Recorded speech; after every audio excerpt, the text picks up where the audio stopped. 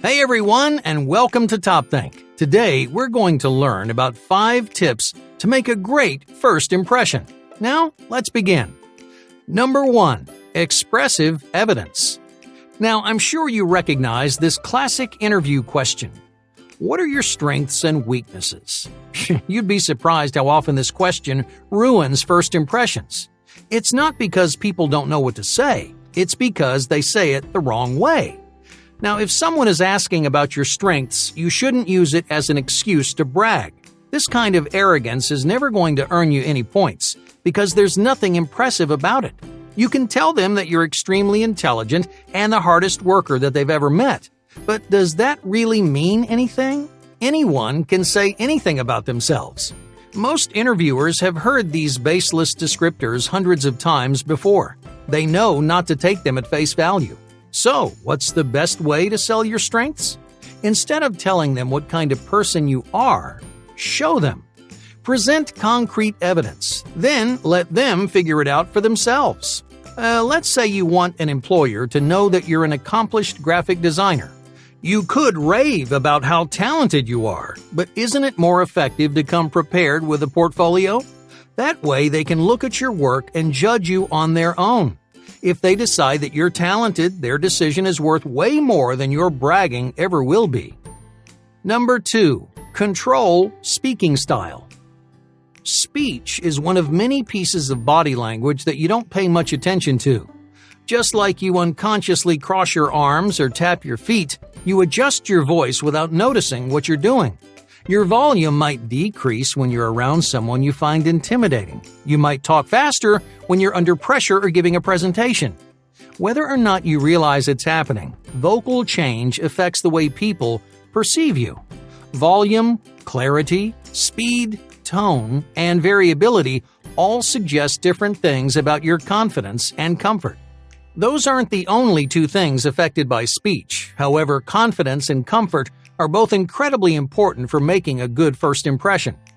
Let's say you're going in for an interview. How would displaying confidence and comfort increase your chances of getting the job? Well, confidence lets the interviewer know something very important about you. You believe in yourself. You have faith in your ability to accomplish and achieve. If you genuinely think you're capable of doing the job, then they're much more likely to agree with you. Showing comfort has a similar positive effect. When you're calm and collected, you appear much more reliable than someone who's nervous and jittery. As an added bonus, showing comfort will also help your interviewer relax. Ideally, you want them to enjoy talking to you. A lot of people forget that their interviewer is just another person. If you're acting tense and awkward, then they're going to respond the same way. So, what does all this have to do with your speaking style? Well, the sound of your voice is actually your most powerful indicator of confidence and comfort. No matter how many great lines that you've memorized, if you say them wrong, you're going to miss your mark, because people rely on vocal cues to make inferences about who you are. For example, a 2014 study had participants judge the social rank of different people based on the volume, pitch, and variability of their voice.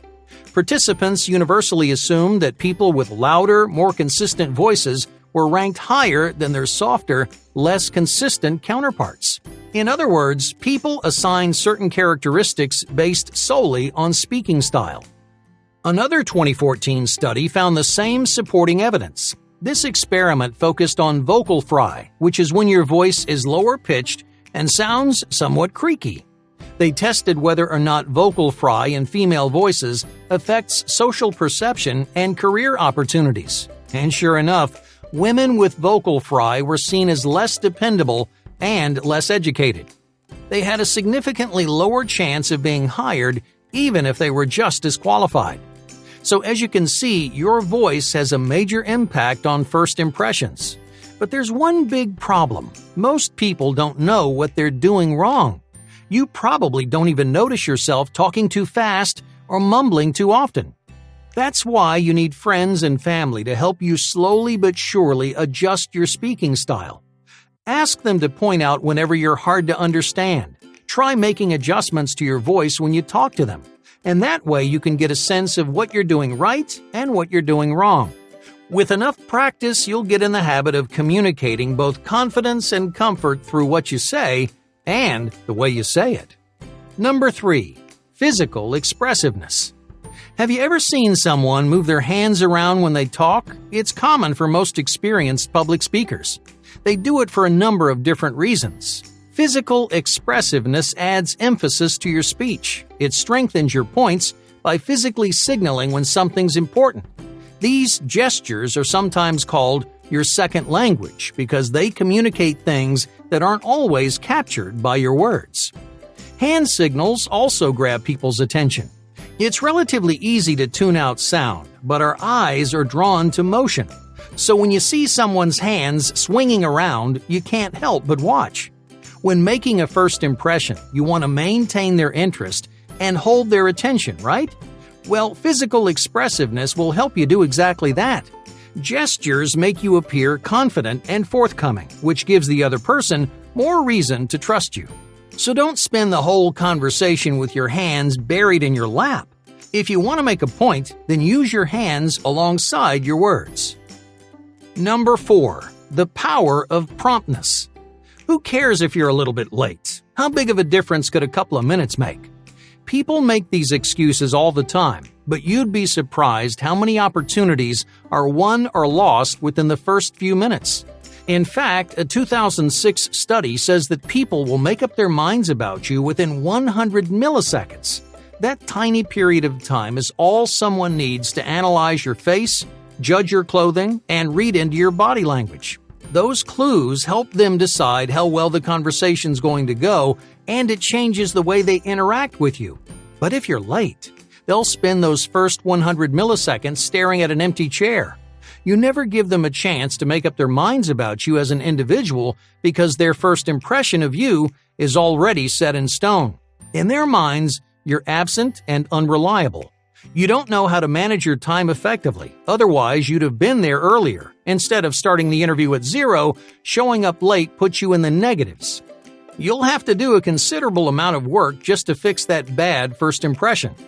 But that's not the only benefit of showing up early. Promptness has a major impact on your performance as well. Those extra 10 to 15 minutes actually raise your chances of making a good impression. Your brain spends that small chunk of time doing 2 important things. First, your brain starts to feel more comfortable in this new environment.